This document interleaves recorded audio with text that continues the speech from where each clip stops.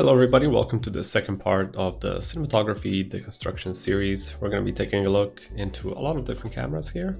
And this was done for our The Chase workshop. And let's first go through some of the theory like we always like to. Well, at least let's check out the trailer.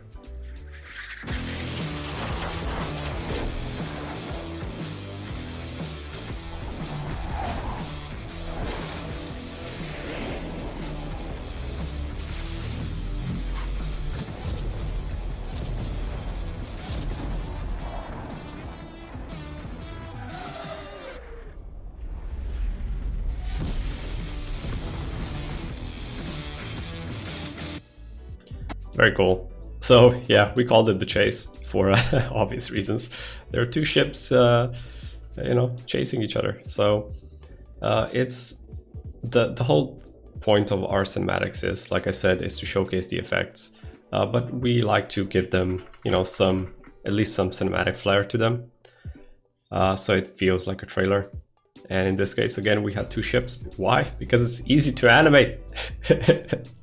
If we're gonna have humans and human characters of any kind, it's more difficult to animate. Ships are much easier to animate, and we built this cool corridor and showcased a lot of different effects. So essentially, in the workshop, we go through how to create the waterfall. We go through how to create this main kind of firing system that actually fires and triggers to nearby objects, and then you have this cool explosion happening, and then there's also this explosion and sparks and RPD. It's a very good all-around workshop if you want to go into cinematics or movies, because we also we're also showing how to do the cinematography for this and the layout. So yeah, this is it. And maybe some of you are thinking, oh, maybe I've seen this before. And maybe you did, because we totally had a reference from Star Trek Into Darkness that had the similar kind of idea, very similar cameras. Obviously, you can see we didn't have the budget to pull off all of this. All of the environments, the matte paintings, and their ships are moving a lot faster, which I like much better than what we did. The reason why our ships are moving a bit slower, like especially this shot is quite slow, is to showcase the effects a bit more. If the ships were going too fast, the whole point of this shot was to show the waterfall again. And then this is quite long in terms of movie time. As you will see in the reference, everything is moving fast and has way more energy. But this is essentially what we used as reference for the cameras and also for the whole corridor scene. You see, we are using a very similar language in terms of shapes and also the cameras and everything. I love how this camera is like, what is happening? What? So it's probably, they had the same logic, I think, that I usually have is, you have a camera person and he is trying to follow the action, so some cameras do this. This one doesn't. This one feels very CG because it's very smooth, and it also serves its purpose, so we can actually see what is happening. We can see this is the ship that is chasing. So these are the bad guys and these are the good guys. So some cameras are just trying to present you where are we in space, so the audience doesn't get confused. And then you have other cameras that are there just to be cool, like this one. And you can see how close they're playing with the geometry. Like literally, this ship would hit the camera.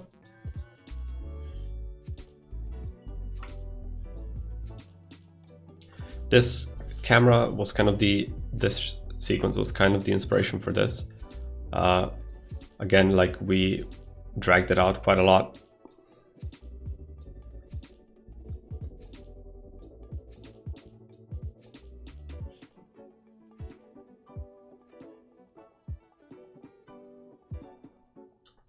I like how the shot actually comes in front of the ship, so they overshoot it and then it explodes and the ship kind of goes through the fire.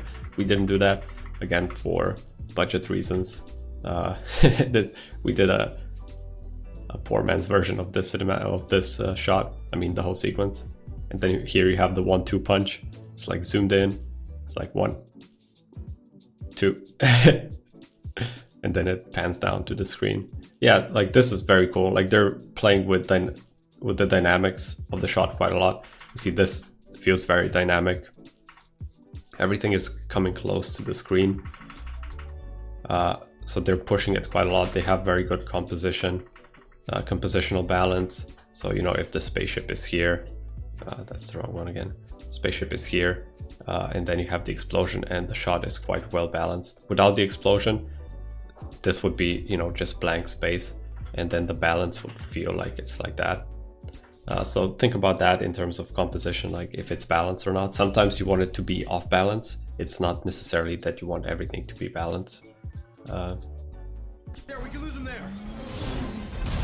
And you can see here, like the ship again flies super close. Like they're trying to make this as dynamic as they can, adding particles in comp, adding a ton of lens flares.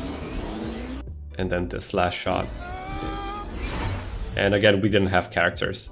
We didn't have the actors to actually play out the intensity of the shots.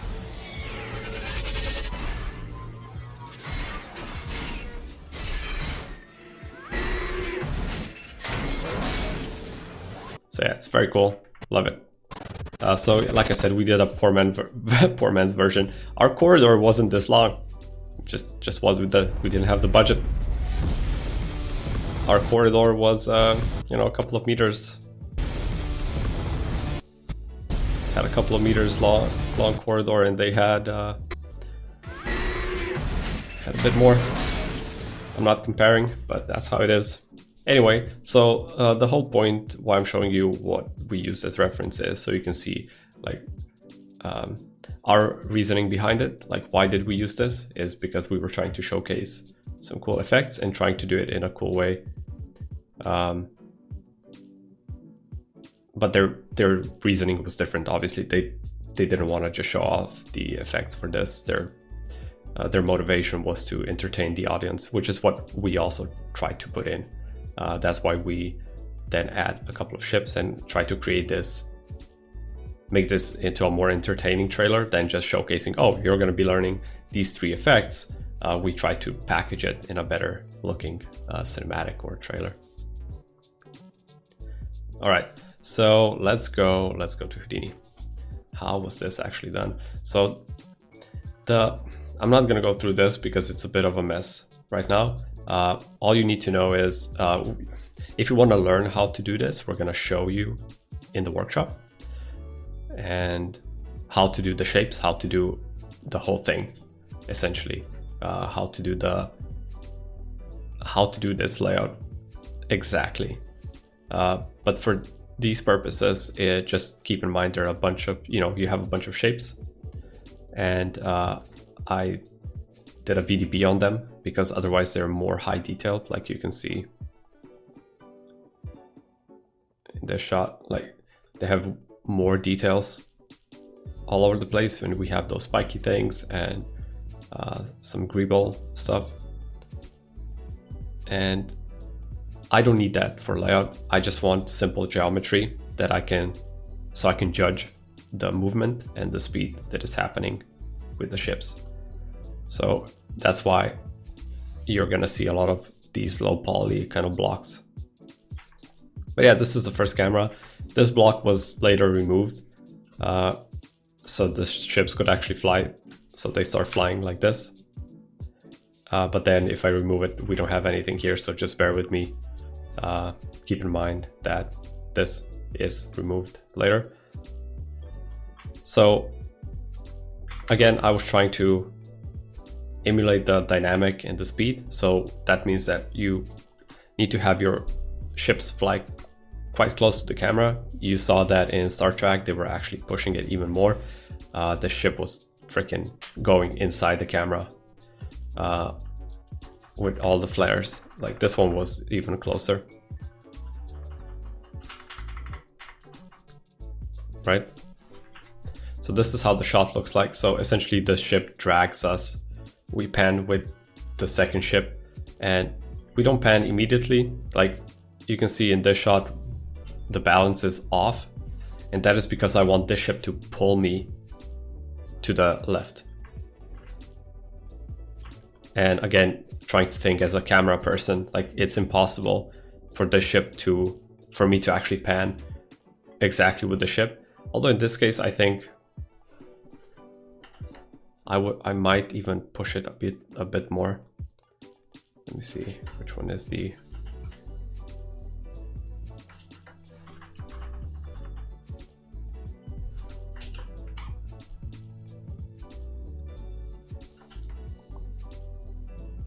Oh, to rotate. That's what I'm looking for.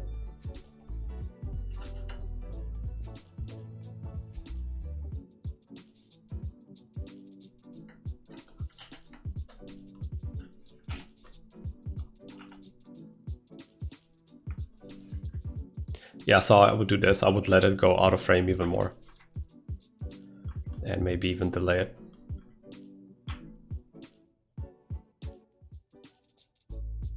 And then obviously we have to delay the other cameras, the other rotations as well.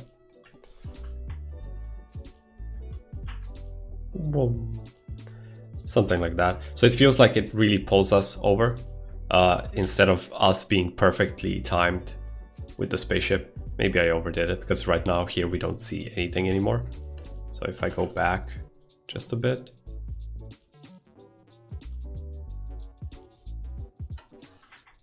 You still want to see something. So it has something in the frame. Maybe this would be enough because it happens so fast. And let's check it, how it looks in the actual trailer. Yeah.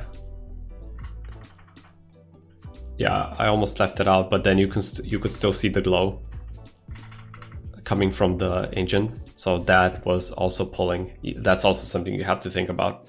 It still pulls us, and then we did the J.J. Abrams, zoom in. And I don't have any good motivation for the zoom, other than it looks very cool. So when you do the zoom in, again, if you guys haven't watched the first part of this. We have a bunch of noises here, and then I have the move camera. And I would really encourage you guys to check out how I set up this, so so you guys can see. But essentially for this part, I was just animating the focal length. And when you zoom in, again, I zoomed in, but I overshoot it down a bit and then overcorrected. Not overcorrected, but I just corrected it. I mean, I did overcorrect a bit. So I shoot down, overcorrect, and then kind of let the ships fly into. I think I had a slightly different version here. Let me check. Maybe not. I would kind of want the camera to move down even later. So you can see I would be tweaking this for quite some time. I would probably copy this one, let it overshoot, and then correct it a bit more. Yep. But because I knew the shot is going to be over here anyway, and yeah, but that's what I would do. I would correct it. Maybe if we would go with the sense of, if we wanted this to be a bit faster like they did in Star Trek, probably have to correct faster than this, maybe even sooner. So up and then correct it.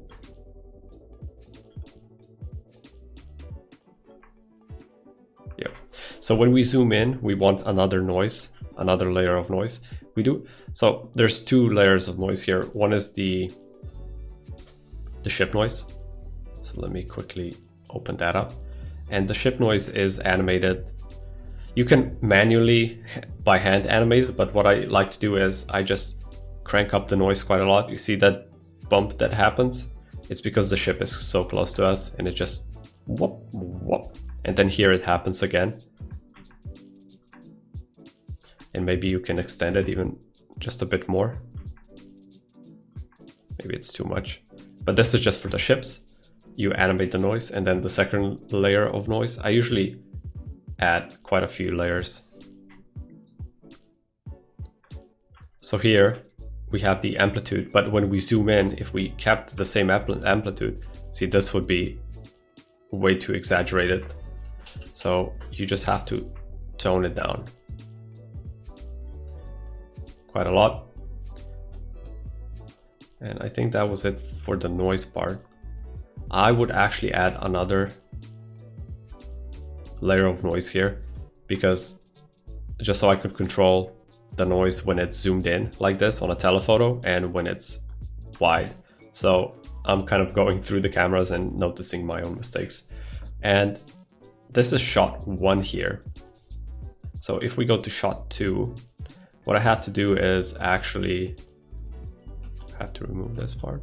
No. So what we were doing here, we were actually doing all the shots in one file, which worked for us. I maybe do not exactly recommend doing this for everybody, because it can be quite messy. Since it was just the two of us, me and Saber, that did this. We communicated between the two of us that this would be the best way for us to render everything with all the lights. And what I had to do is, so I just, you just label everything correctly. And then I was duplicating the ships and just creating different animations for them. This is what you would essentially do if you had everything in its own scene, so in its own HIP file, because that's also kind of the cleanest way of working. And if you're working in different studios will have different preferences for how they work, but that's how we did it. I would recommend having scene 1 in its own file, scene 2 in the second file. It's just easier, but just so you guys know. So the second shot is like this. I'm not going to explain, how I animated every shot, because I think you guys get it. Again, a lot of dynamics. The point of this was, you don't see the top ship here until the second ship does a swipe. So the swipe happens, and the swipe with the ship, I mean. Maybe this, I would actually animate this ship to be even more coming from this side here. I think it's too much just on, here. I would maybe put it on this side and then have it do the same kind of motion. But the ship introduces the bad guys. So we had, I had the bad guys and the good guys geometry here with the ships, and we kind of do the sweep, and then the bad guys are kind of still behind us, and they also come very close to the camera just to keep it kind of dynamic, and then the camera does its thing at the end. And the ships, if you're wondering about animation, it's just on one transform like this. And I was just animating everything. It's very simple. If you look at, the transforms, there's nothing much. You just have one transform that moves the ship forward. It's probably this one. So they're going on the y-axis. So y is forward. No, what am I? Z is forward. Yeah. So Z is gonna push us forward. Yeah. Oh, I did something. Let me go back.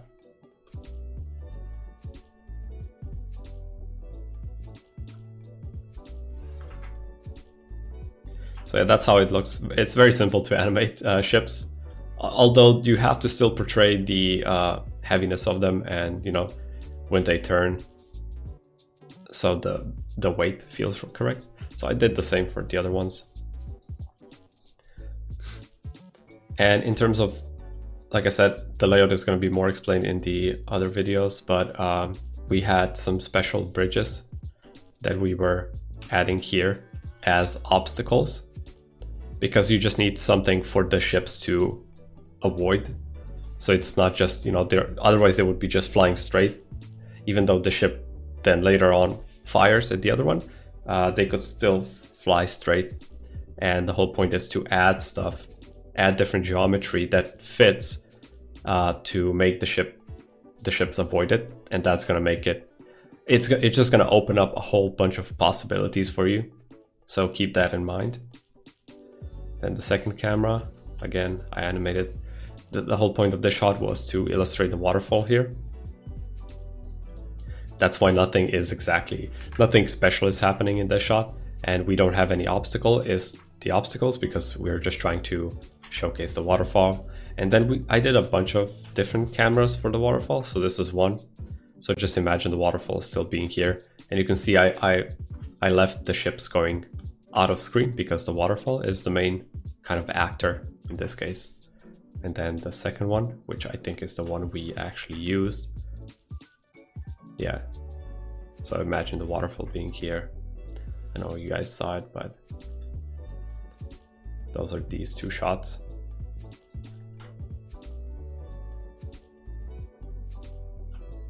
And I think this is the hero shot. And you can see we added a lot of different bridges here just for them to fly up and down. And there was another bridge added later, the third one. And the ships are shooting at each other, and you can see how close this one comes again to the screen. The compositing here is quite important as well to make this look more impactful, but you know, everything is important. Anyway, so let's go back.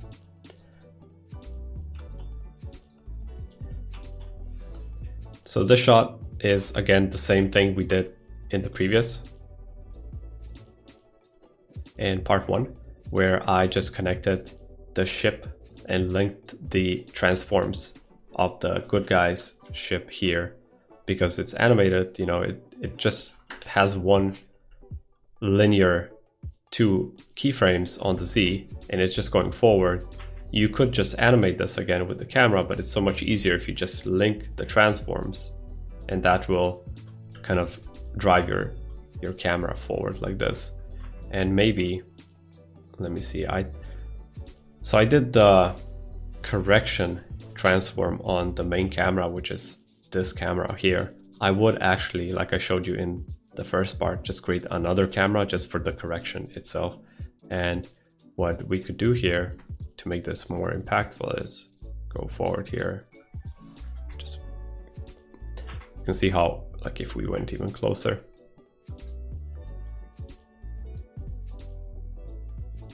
maybe further back, just so we amplified the speed. So these are the things that, looking at these cameras now, I would fix, make everything even more impactful and speed it up. Because if you look at the reference, they are actually doing that quite a lot. And then I think it's one of the last cameras where, you know, this spaceship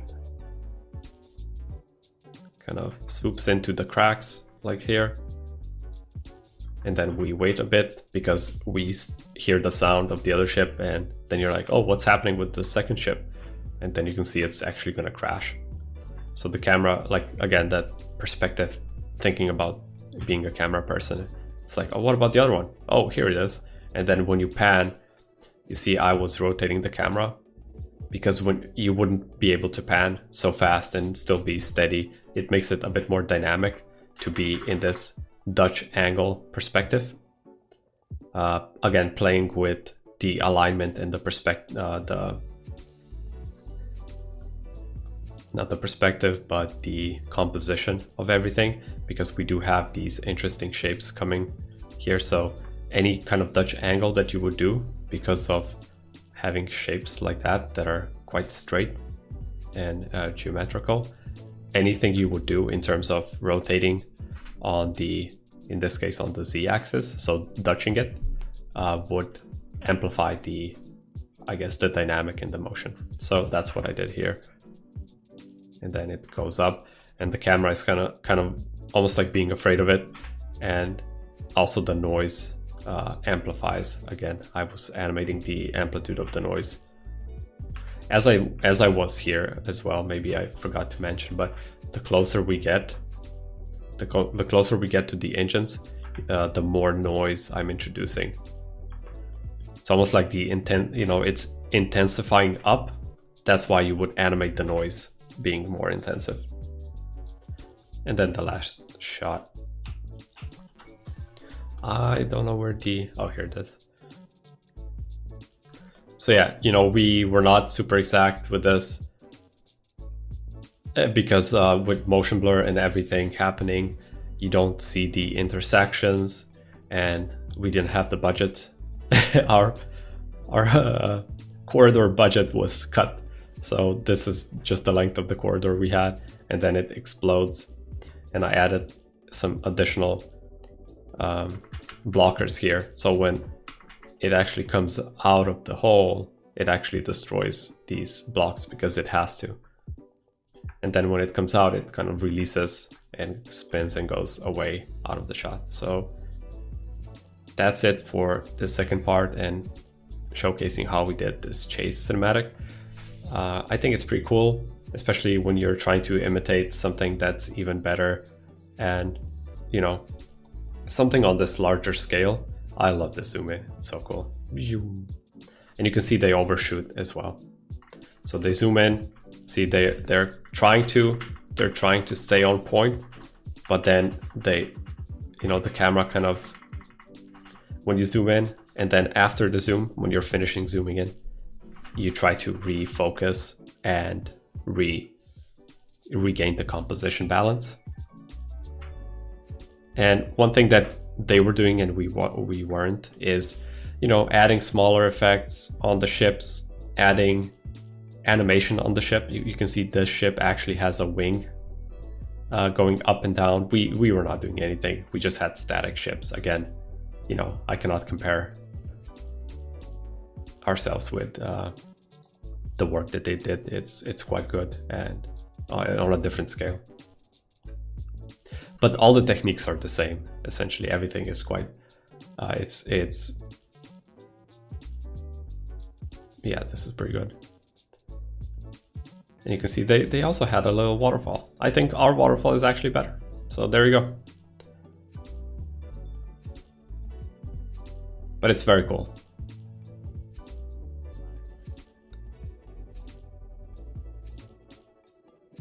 You can see how the wings direction changed, and that made it feel like, you know, it's almost like a wounded bird trying to propel away from the crash. And then they had some thrusters kind of firing off, trying to balance, and we never see if it crashed, but I thought it would be cool if it actually crashed. That's why we had it crash in our trailer. All right, everybody, thanks for watching this part on the cinematography on the chase, and I hope you learned something, and see you guys in the next one.